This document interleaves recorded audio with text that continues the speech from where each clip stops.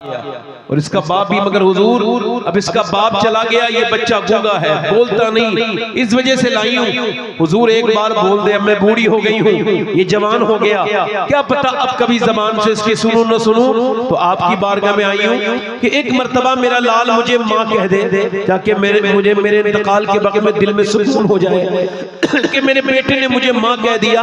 अल्लाह के रसूल ने उसकी तरफ देखा, हुजूर मुस्कुराए। मेरा इमाम कहता है मेरे करीब से कतरा किसी ने मांगा, दरिया बहा दिए हैं, दुर्बे बहा दिए हैं। न जाने कौन सी दुनिया की किताबें पढ़ते हैं ये जाहिल, जिन्हें मेरे नबी पाक सल्लल्लाहु अलैहि वसल्लम का इख्तियार समझ में नहीं आता। न जाने कौन सी भांग पिए हुए हैं वो लोग, जिन्हें नबी पाक तो समझ आते हैं मगर इख्तियार रसूल समझ नहीं आता।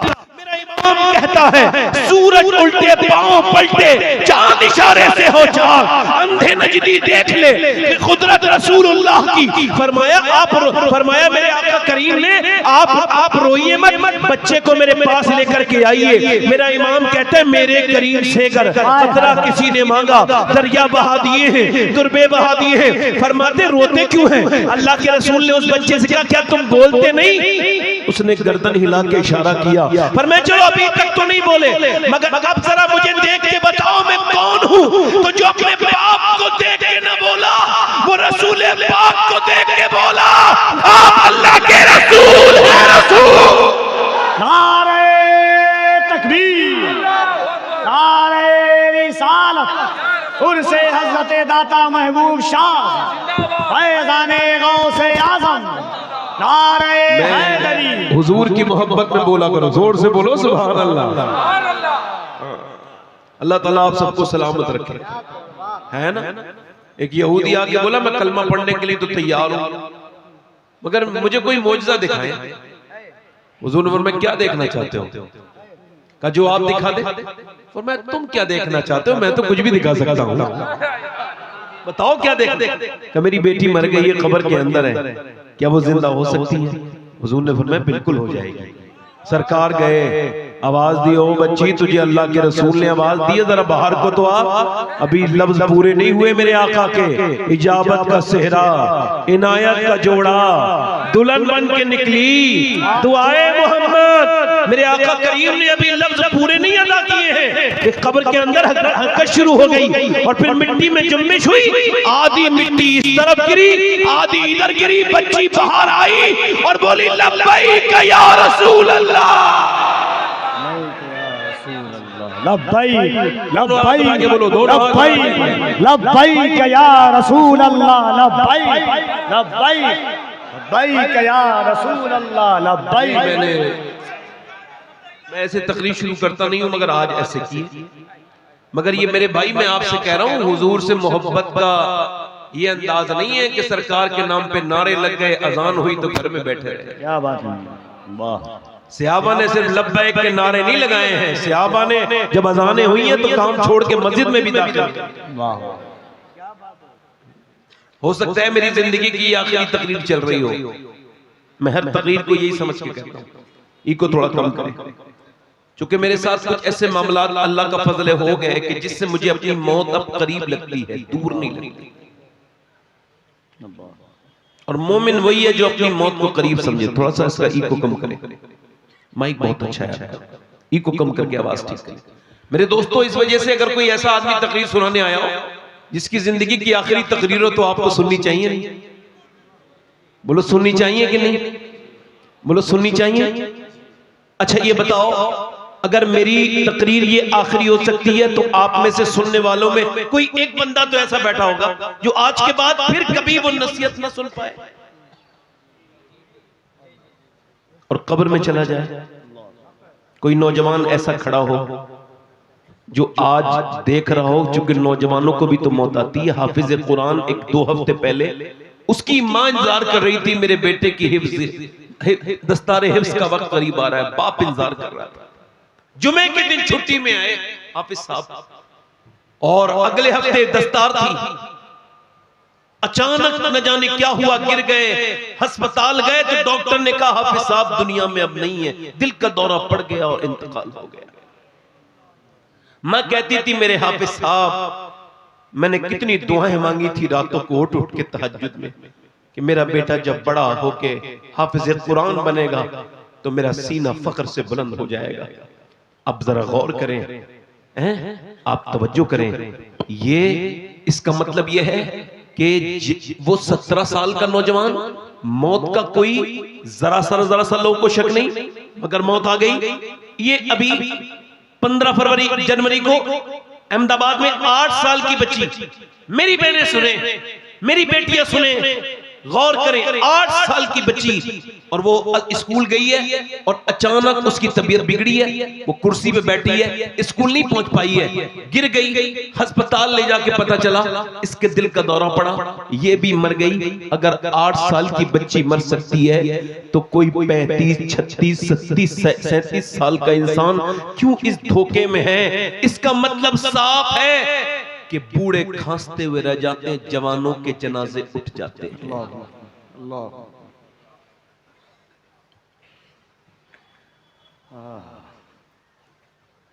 मेरे भाई, कुछ लोग हंस रहे थे, कहकहा लगा रहे थे। हुजूर नमाज पढ़ा के बाहर को निकले तो देखा कुछ लोग कहकहा लगा रहे हैं। सरकार ने फरमाया, ओ हंसने वालों, जरा उस मौत का भी तो जिक्र कर लो जो लज्जतों को खत्म कर देती है। किसका जिक्र करो? किसका जिक्र करो? बोलो। उस मौत का जो लज्जतों को खत्म कर दे। उस कब्र के बारे में भी तो सोचो, जो तन्हा है, तन्हाई है, कीड़ों का घर है, और जो तन्हाइयों का घर है, अंधेरों का घर है। मेरे दोस्तों, मेरे भाइयों, ये जिंदगी मुख्तसर है, हम सब मौत की तरफ चलते चले जा रहे हैं। और मोमिन सिर्फ दुनिया का रसिया नहीं होता, दुनिया का मुतलाशी नहीं होता। मेरे नबी पाक सल्लल्लाहु अलैहि वसल्लम ने एक जगह फरागत हासिल की है, वुजू करने के लिए सरकार ने 12-13 कदम दूर पानी के पास जाना है, मगर हुजूर ने रास्ते में तयम्मुम फरमाया। तयम्मुम समझते हो? जब पानी ना हो तब किया जाता है, मगर पानी है फिर भी हुजूर ने किया। हजरत अब्बास अर्ज करते हैं, अल्लाह के रसूल, ये हिकमत समझ नहीं आई, मेरे नबी पाक पानी मौजूद है, फिर भी आप सरकारे दो आलम, आप फिर भी मेरे आका करीम आपने तयम्मुम फरमाया। उस पानी तक पहुंचने से पहले हुजूर को ये भी खबर है मैं कब मरूंगा, आप मरेंगे, मगर हुजूर की आंखों में आंसू आए और फरमाया, चचा मुझे उस पानी तक पहुंचने की उम्मीद नहीं है, और अपने रब की बारगाह में मैं बेवजू हाजिर नहीं होना चाहता। मगर आज का नौजवान गंदी आंखों से तस्वीर देख के मरना चाहता है। आज का मुसलमान अपने रब को नाराज करके ही दुनिया से जाना चाहता है। मेरे दोस्तों, मेरे भाइयों, ये कोई जिंदगी नहीं है कि सुबह को उठे फिर पूरी जिंदगी पूरी खाया पिया सो गए। वही तुम्हारे बच्चे भी कर रहे हैं। इसी वजह से आज की मेरी तकरीर का उन्वान ये है कि आपने अपने बच्चों के साथ कैसे खौफे खुदा शेयर करना है, कैसे अपने बच्चों को कब्र के बारे में बताना है। अपनी बीवी बच्चों के साथ कब्र की बातें किया करो, इससे डरने की बात नहीं है। मौला अली फरमाते हैं, अगर कब्र को याद करोगे, मौत को याद करोगे, मौत तब भी आएगी, और अगर नहीं करोगे ये तब भी आएगी। फरमाते अगर याद करोगे तो आसान होके आएगी, याद नहीं करोगे तो जलील करके मरोगे, जलील होके मरोगे। मेरी तकरीर वो बिल्कुल ना सुने जिनको ये लगता है कि उनको मरना नहीं है। नहीं, जो अपना जहन ये बना के पहले ही बैठा हो कि नहीं मुझे अभी 20 साल के बाद मरना है, खुदा की कसम मेरी तकरीर का कोई असर उसके ऊपर नहीं होना। क्योंकि मेरे नबी फरमाते हर नमाज को आखिरी समझ के पढ़ो। अब मेरी तरफ देखिए, गौर कीजिए।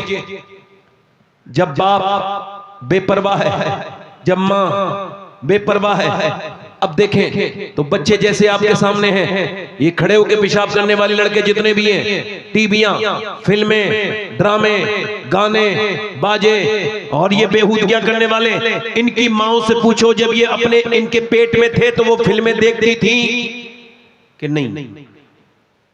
कहां चले भाई, कहां जा रहे हो? ए भैया जरा ये इनमें से मेरी तरफ मुखातब कर देना एक साहब, ये जो जा रहे हैं। भाई कहां जा रहे हो? हम तो आपके लिए 2000 किलोमीटर का सफर तय करके आए हैं।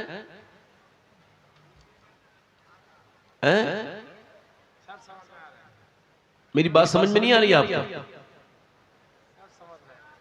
माशाल्लाह, नहीं जाने दीजिए। मैं तो ऐसे पूछ रहा हूं कि हालांकि इंतजामिया से जो मेरी बात हुई थी तारीख देते वक्त, मैंने कहा था 12 बजे तक अगर माइक दे सकते हैं तो तारीख लीजिए, वरना कहीं और दे दूंगा।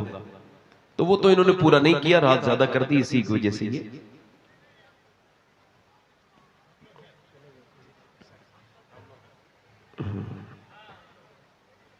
मैंने आप लोगों के बारे में तो कुछ कहा ही नहीं, मगर ये कि और कोई साहब जाना चाहते हो तो वो चले जाएं। हम लोग तो फालतू लोग हैं, हमें कोई काम धंधा भी नहीं है भाई। देखो वैसे आप लोग रात में यहाँ क्या करोगे बैठ के? कुछ मिल रहा है यहाँ पे?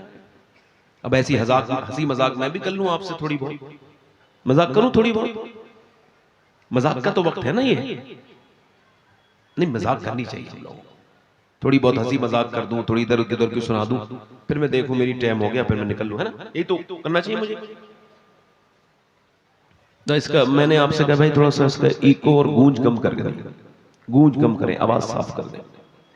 अब फिर गुजारिश कर रहा हूं आप लोगों में से जो लोग जाना चाहते हैं वो जल्दी चले जाएं। बीच में से कोई उठेगा तो मुझे अच्छा नहीं लगेगा, मैं उसे रोक तो नहीं पाऊंगा। मेरे जैसे आदमी की तकरीर करानी हो तो बिल्कुल 11 बजे माइक दे दो, कर लूंगा तकरीर।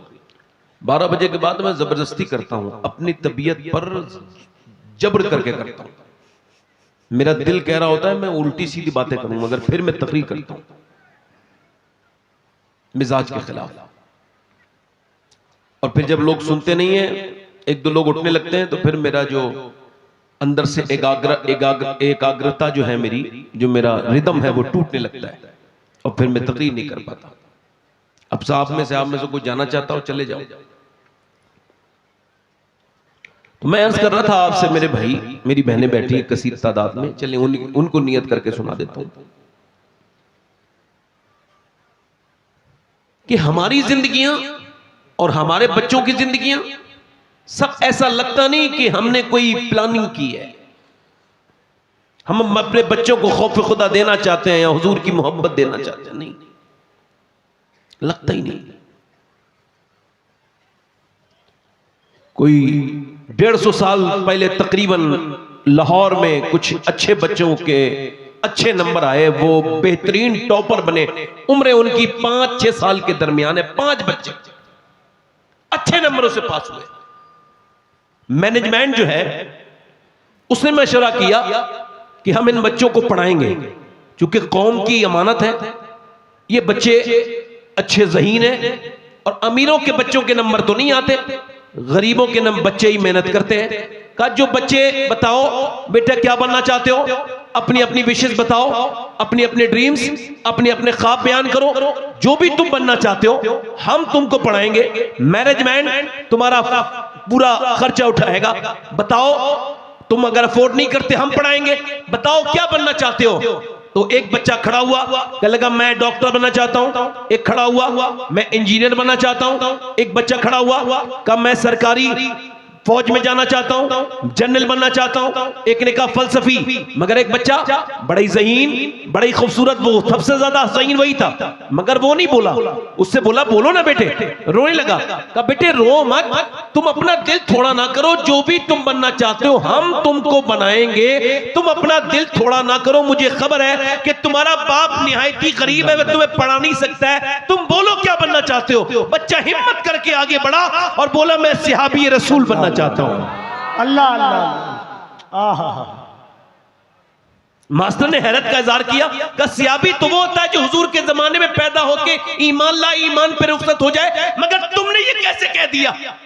कहने लगे ये मुझे नहीं खबर था, ये बात मुझे खबर नहीं थी, इस बात का मुझे इल्म नहीं था। मगर वो कहता है कि मेरी माँ ने मुझे, जब और औरतें अपने बच्चों को लोरियां, पंजाबी गीत और गाने सुनाती हैं, मेरी माँ कभी ऐसा नहीं करती। मेरी माँ मुझे रोज कभी अबू बकर सिद्दीक की बात बताती है, कभी उमर फारूक आजम की बात बताती है, कभी उस्मान गनी की बात बताती है, कभी मौला अली की बात बताती है, कभी वो कहती है कैसे बिलाल के सीने पे पत्थर रखे जाते थे। मेरी माँ कभी कहती कहती है कि कैसे बिलाल को अंगारों पे लिटा दिया जाता था मास्टर साहब। और मेरी माँ एक बात ये भी कहती है, बेटे सियाबी वो होता है जिससे हुजूर बहुत प्यार करें। मास्टर साहब मुझे वैसे ही बना दो जिससे मेरे मुस्तफा जाने रहमत प्यार करने लगे।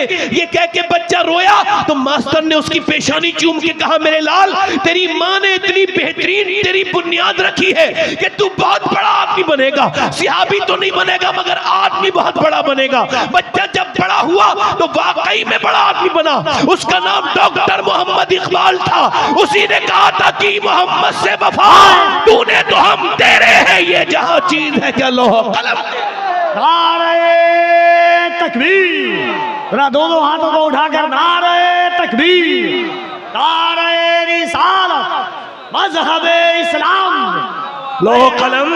इस्लाम। ये कैमरे वालों मैंने आपसे कहा था कि जरा थोड़ा सा बोलो, नहीं बोलोगे तो यहां से मैं उठाऊंगा तो नहीं मगर बैठे भी नहीं रहने दूंगा। जरा जोर से बोलो सुभान अल्लाह। हाथ आवाज आनी चाहिए आपकी। आप बीच में आगे खड़े हो गए, यहां से लाइन हो गई मफलूज। यहां से 2 मिनट के हट के लिए दिखाओ, ये सब ना बोले तो कह देना। ये आप ऐसे आगे बुत बन के बैठ गए कि पीछे की जो पब्लिक है उससे हमारा कनेक्शन ही टूट गया।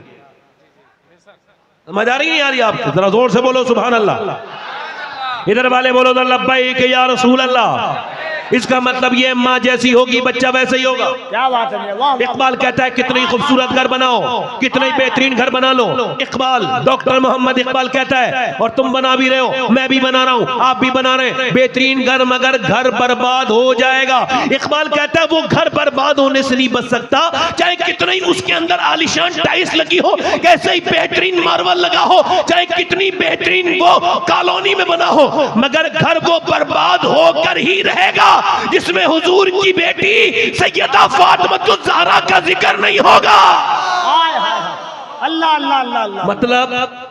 मतलब घर है औरत से, औरत है हया से, घर है औरत से, औरत है हया से, और हया है सैयदा फातिमा ज़हरा से। क्या बात। अल्लाह अल्लाह अल्लाह अल्लाह।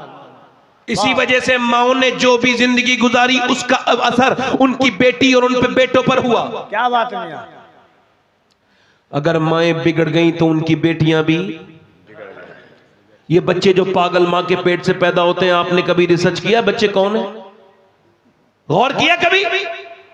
मां के पेट से बच्चा पागल पैदा हो गया, मालूम है आपको? इस पे हार्वर्ड रिसर्च करता है और वो कहता है ये 80% बच्चे वो हैं जो अपनी मां के पेट में थे तो बाप ने मां को मारा। जाहिल को खबर नहीं कि मैं अपनी बीवी पे हाथ नहीं उठा रहा हूं, बल्कि अपने होने वाले बच्चे की जिंदगी के साथ मैंने खिलवाड़ कर दिया, उसकी मेंटल हेल्थ पे असर पड़ा। बाप ने मां को मारा, बच्चा पेट में था, असर कर गया।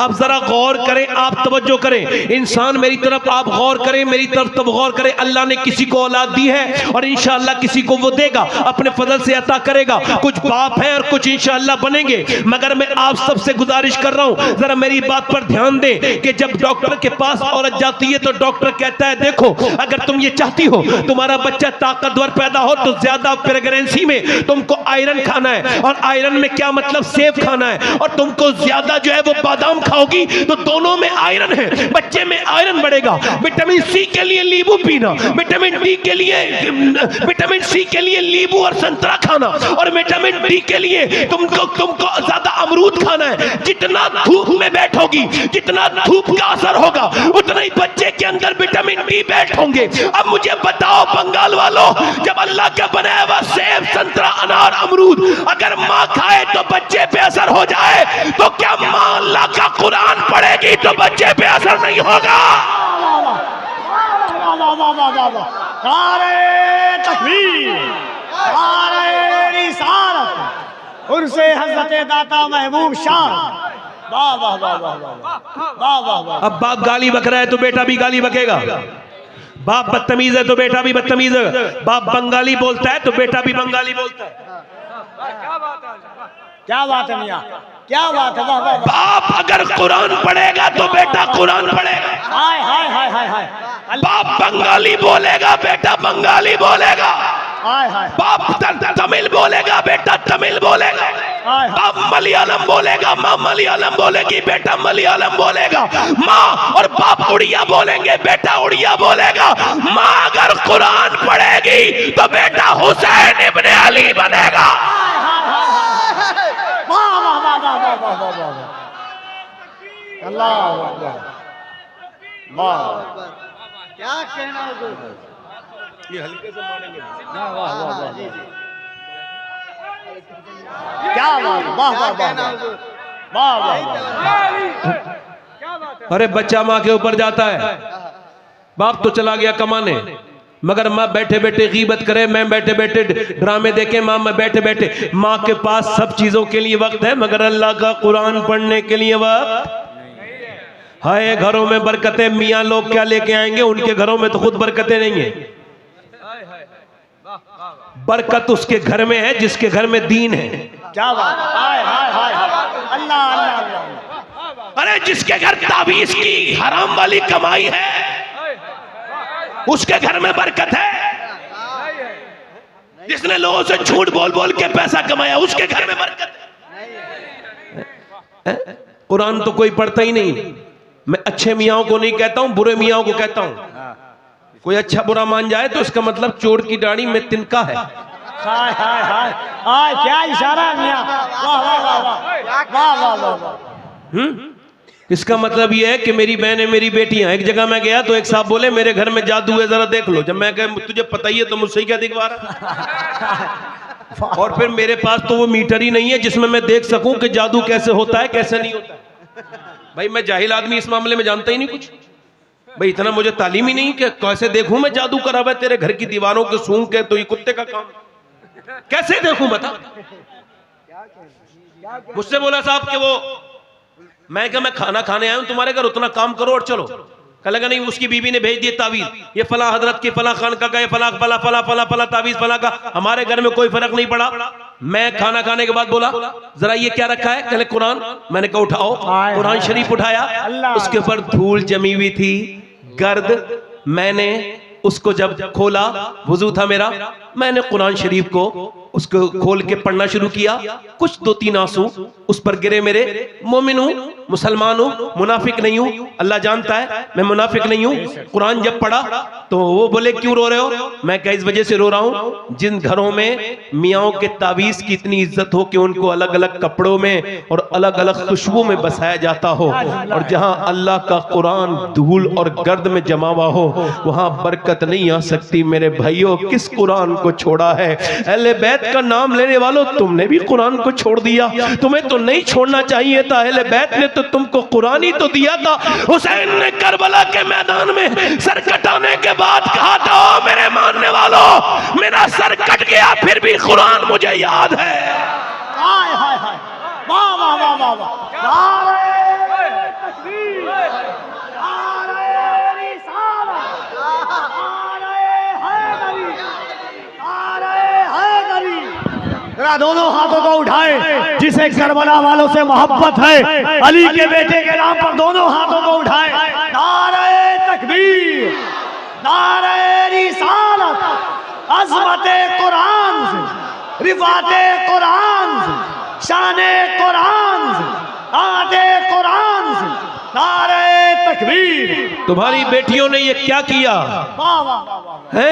एक तरफ हुसैन का सर नेज़े पर है, लाशों पर घोड़े दौड़ रहे हैं करबला के मैदान में, और एक तरफ कुरान की तिलावत की आवाज आ रही है। अंदर जब किसी ने जाकर के देखा, औरत ने, कि अंदर ये कौन है जो कुरान पढ़ रहा है, तो अंदर जाके देखा कि फातिमा की पोती कुरान पढ़ रही थी।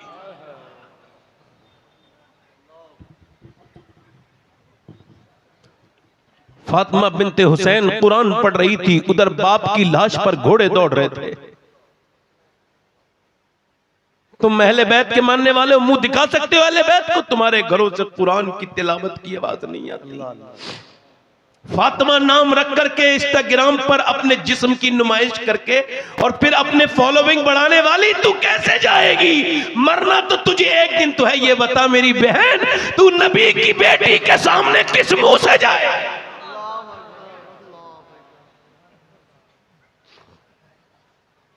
लोग ऐसे हम मुझसे उम्मीद रखते हैं कि मैं अल्लाह का शुक्र है किसी भी वक्त में किसी भी सूरत में सैयदना गौसुल आजम के करम से तकरीर कर सकता हूं, मगर मेरा दिल नहीं कहता अब उस तरफ जाने को।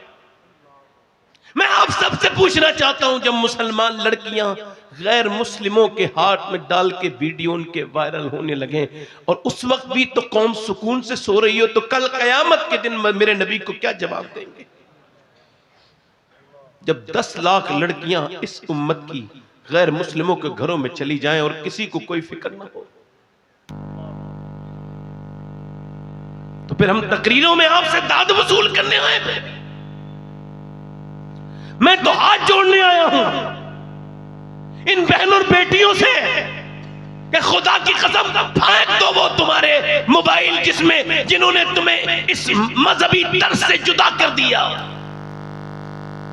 पकड़ लो कुरान, अल्लाह सब देख रहा है। वो रात में मोबाइल पे गैर महरम से बात करते हुए औरत को भी देख रहा है और वो रात में कुरान की अपने मोबाइल की स्क्रीन पर कुरान की तिलावत करने वाले को भी देख रहा है। इस मेले में आके जो लड़कियों को देख रहा है बदबख्त, उसकी उस पे भी नजर है, और जो इस मेले में आके हुजूर की मोहब्बत में रो रहा है उस पे भी। वाह वाह वाह वाह वाह वाह वाह वाह, क्या बात है मियां, वाह वाह वाह वाह वाह। पानीपत करनाल में एक बच्चा पैदा होकर रोने लगा। 1-2 दिन 3 दिन इमाम आजम अबू हनीफा की नस्ल से उसका ताल्लुक। 1 महीने लगातार इलाज के बाद भी वो ठीक नहीं हुआ। 1 महीने के बाद हजरत फखरुद्दीन बहाउद्दीन ज़करिया मुल्तानी के दामाद गुजर के जा रहे थे, अपने मुरीदों से बोले बच्चे के रोने की आवाज आ रही है जी हुजूर आ रही है, पर मैं रो नहीं रहा है, अल्लाह को याद कर रहा है, अल्लाह का वली है। का हुजूर ये अच्छा छोटा बच्चा, हाँ मादरजाद वली है। का कैसे? का चलो दिखाता हूं। दरवाजे पे जाके बोले कोई है? का जी मेरा बेटा है। का आपको मुबारक, आपका बेटा अल्लाह का वली है। का दिमाग को ठीक है तुम्हारा? बड़े मियां न सोया न सोने दिया, 1 महीने से परेशान हो, आप इसको वली कह रहे हैं? कह लगे उसको बुरा ना कहो, मेरी गोद में लेके आओ। बच्चों को गोद में ला के दे दिया। अल्लाह के वली ने एक कान में कुछ पढ़ के दूसरे में कुछ पढ़ा, बच्चा खामोश। कहने लगे साहब ये क्या पढ़ के सुना दिया इसके कान में, जो बच्चा सुनते ही खामोश हो गया, क्या पढ़ के फूका है? मैंने तो बड़ी बड़ी दवाइयां खिलाई। कहने लगे बाद में बताऊंगा, पहले बताओ क्या इसकी माँ कुरान की हाफिजा है? कहा है तो। कहा तो सुनो, जब ये अपनी माँ के पेट में थे ना, तो माँ ने फिर उठते बैठते चक्की चलाते रोटी बनाते कुएं से पानी भरते, और जब सोते जागते माँ इतना कुरान पढ़ा, इतना कुरान पढ़ा, इतना कि बेटे को माँ के पेट के अंदर कुरान सुनने की आदत पड़ गई। उस बच्चे की रूह की ग़िज़ा कुरान की तिलावत बन गई। जब माँ के बच्चा पैदा हुआ, माँ गंदगी में चली गई, जचगी में चली गई, कुरान उसने पढ़ा नहीं। बच्चे को कुरान की भूख लगी थी, तुमने उसको सुनाई, अपने तुमने उसको दवाइयां खिलाई। मैंने उसकी एक कान में एक आयत पढ़ी कुरान की, दूसरी में दूसरी पढ़ी, बच्चा खामोश हो गया। उसी बच्चे का नाम शरफुद्दीन बू अली शाह कलंदर पानीपती है। वाह वाह वाह वाह। बाजारों में घूमने वालियों के यहाँ अच्छे बच्चे पैदा नहीं होंगे, गालियां बकने वालों के यहाँ पे अच्छे बच्चे पैदा नहीं होंगे, बेनमाजियों के घर नमाजी बच्चे पैदा नहीं हो सकते। और बोलो, दिल लग रहा है आप लोगों का? नहीं लग रहा? जोर से बोलो सुभान अल्लाह। गैर मुंक़सिम हिंदुस्तान में एक चौधरी थे, उनकी 2 बीवियां थी। उनका नाम था बाज़ैद। 1000 बीघा जमीन, 100 नौकर, बड़े नाम वाला आदमी। 2 बीवियां तो थी, उसने तीसरी शादी कर ली, तो तीसरी बीवी उसे ठीक मिल गई। कभी कभी बीवी ठीक भी मिल जाती है, इसको तीसरी ठीक मिली। ये बात क्यों कह रहा हूं? इस वजह से कि उसकी बीवी नमाज पढ़ती थी, वो 2 नहीं पढ़ती थी, दोनों बेनमाजी थी, ये नमाजी थी। अच्छा, ये नमाजी भी थी, अल्लाह वाली भी थी।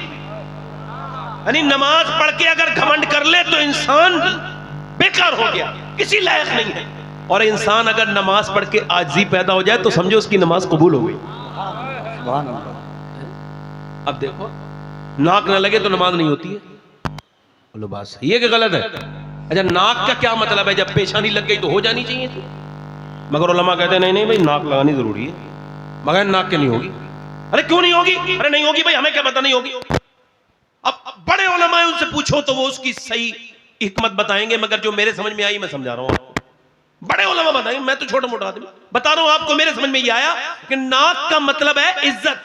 किसी की नाक कटी भी नहीं होती, फिर भी कहते हैं